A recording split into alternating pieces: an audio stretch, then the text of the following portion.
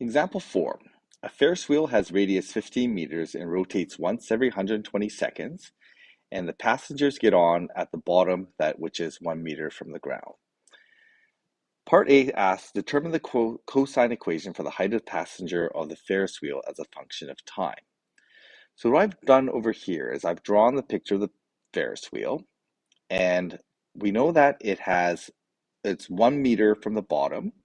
So I've shown the cosine graph at 1 meter high to start with, and we can see that the bottom of the Ferris wheel represents the 1 meter height.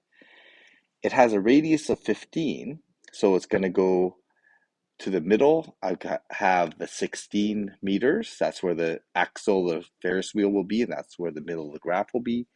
And it goes up and down the radius of 15. So that's going to be my amplitude. So my amplitude is 15 meters, and I can see that that would be the radius of my Ferris wheel. So I need to come up with the cosine equation for this. So I need to know the amplitude. I need to know the vertical shift. So I have that already. So what I'm going to do is I'm going to start writing the function here.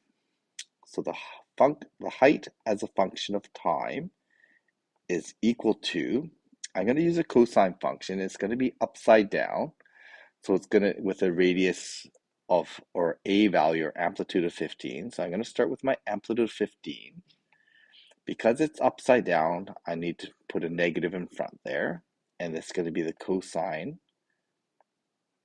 I have to have a horizontal shift and my compression factor in there. But my vertical shift, or the middle of the graph, is going to be at 16. So there's my two parts.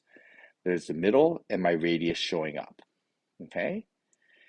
So now I have to figure out the horizontal shift. Well, in this case, the horizontal shift is going to be 0 because I'm starting at the bottom, which is at 0 time. I'm at the very bottom.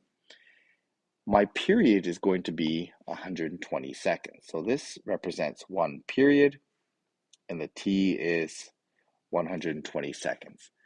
Well, if that's the case, then I can write this in my cosine equation.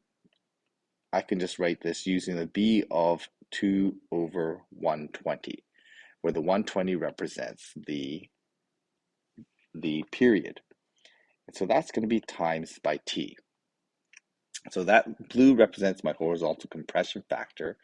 And this then is the equation of the Ferris wheel, the height of the Ferris wheel as a function of time. Part B says, what is the height at 45 seconds? Well, if I take a look at the full circle, well, it takes me 120 seconds to get around the full circle. So I've marked the 90-degree parts with the seconds. And if I were to draw in 45 seconds here, 45 seconds is going to be right at that angle right there. So there's my 45-second point. And that angle then, if I look at that angle in that standard position, that's going to be my 3 pi over 4 angle, and that's going to give me negative 1, 1, and root 2 here. So if I want to find the height of this at 45 seconds, I just need to calculate the value of this at 45 seconds. So I'm just going to plug it into my equation. So I'm going to end up with negative 15 cosine, and that angle works out to be 3 pi over 4. So if I plug in 45 seconds into here, I get 2 pi over 120 times 45 plus 16. That's going to work out to that the angle is going to work out to be 3 pi over 4.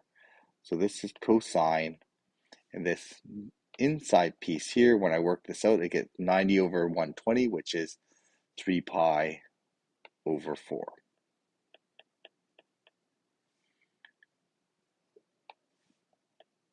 Okay, plus 16, and working this out, I get negative 15 times negative 1 over root 2 plus 16, and that works out to be 26.61 meters. So at 45 seconds, if I were to draw 45 seconds in here, it's going to be, this would be 60 seconds here, 30 seconds here, so 45 seconds. That position right there represents a height of approximately 26.61 meters.